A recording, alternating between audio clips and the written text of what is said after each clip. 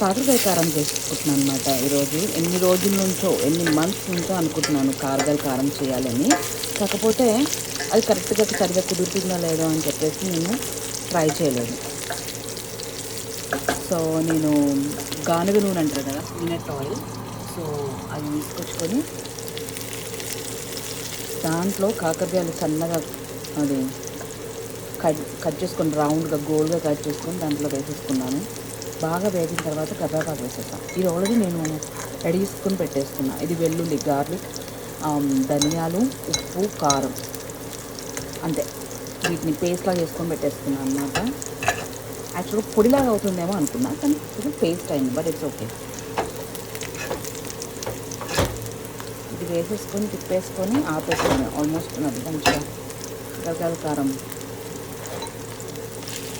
కాకరకాయలు బాగా రెడీ అయిపోయాయి కదా, ఫ్రై అయిపోయాయి. అండ్ దీనికి కాంబో వచ్చేసి పప్పు వేయబోతుంది అనమాట. కొంచెం కందిపప్పు, పప్పు, కాకరకాయ కారం.